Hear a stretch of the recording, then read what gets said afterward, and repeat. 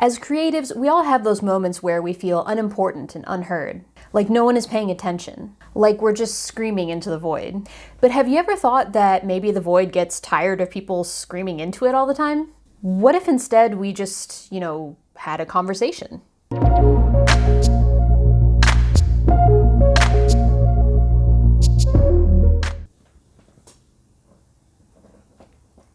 Hello.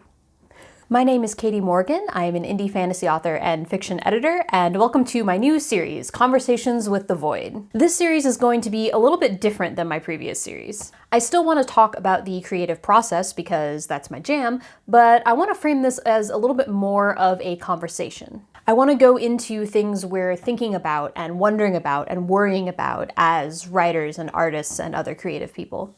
Barbara Sher wrote that isolation is the dream killer, and I think it's really important that we talk about the idea that maybe we're not alone, maybe we aren't just screaming into a void, maybe there are ways we can support each other as a creative community. Or maybe it's just good to have some space to whine about things because the internet likes drama. Anyhow, today I wanted to start by talking about validation because it's a really big part of the creative process. Validation. If you've watched my series about dumb things creatives need to stop saying, aka stupid phrases, you'll know that I like to start this kind of thing with a definition, so that's what we're going to do.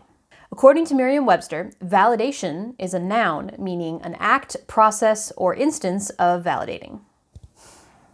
Very helpful, Merriam-Webster.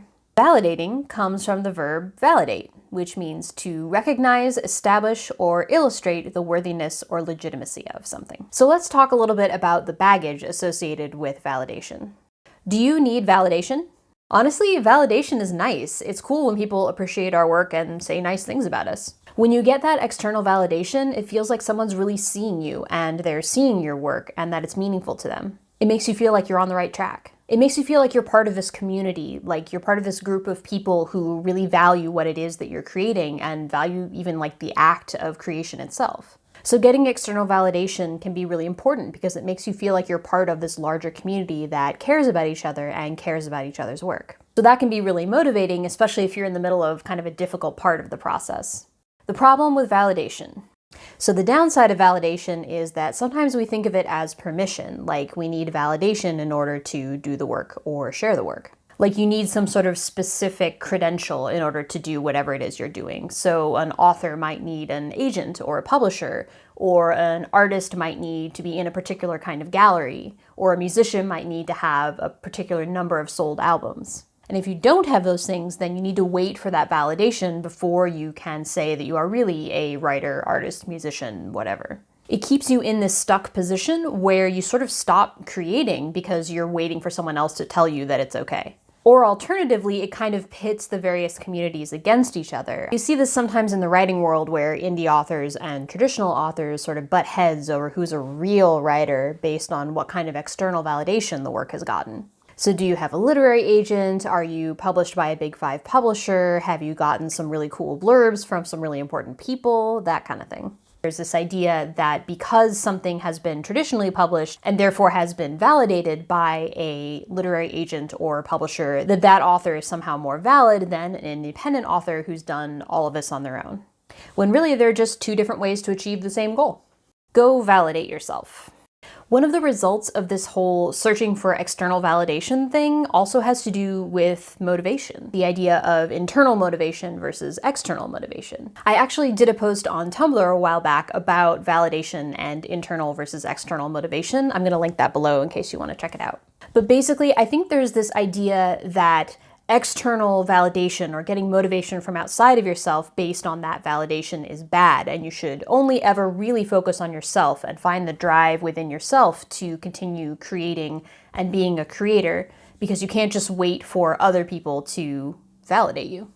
And I think there is sort of some truth to that. You need to have some sort of internal motivation that will get you going on the really difficult days where you're struggling with whatever it is that you're working on.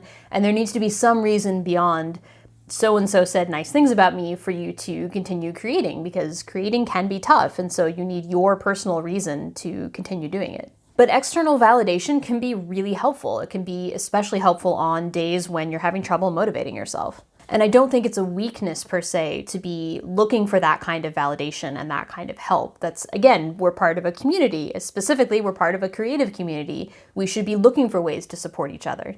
So I don't really get this thing where we're sort of shaming people for needing that external validation. And what I mean by shaming is you see all of these posts on social media about how you shouldn't care about the likes or the followers or your reviews. You should only be creating based on your love of the creation process, nothing else. So first off, have you ever noticed that the people who are telling you not to care about vanity metrics are the people who have a lot of followers and have a lot of likes and have done really well for themselves? That's a tangent for another video. The point I want to make here is that, yes, you can't solely rely on external validation, but not because external validation is bad or you shouldn't need it. You can't rely on it because you need both. You need external and internal validation. You need that personal drive to create whatever it is that you're going to create, but you also need a community of people who are going to help you and support you in that endeavor. So I don't think it's realistic or even healthy to say that you should never need external validation. We're part of a community. We should all be doing this together. But there is something to be said for being able to motivate yourself and being able to find that validation in you based on what you are trying to accomplish and what you care about. You got to find that balance, and it's not an easy thing to do. Conclusion. So I said these videos were going to be about starting conversations, so that's enough of me gabbing. Now I would like to know about what you think. Let me hear about your experiences with validation. What are some times when you felt really validated by others, and what are some times where you felt really invalidated by others? Have you achieved that proper balance of internal and external motivation? Let's chat in the comments below. If you want to stick around for more conversations about the creative process, be sure to like and subscribe. And if you really can't get enough, I recommend subscribing to my author newsletter, where I talk a lot more about the creative process and creative community. And lots of other cool stuff. Check it out below if you're curious. That's it for this episode of Conversations with the Void. Thanks so much for joining me, and I'll see you next time.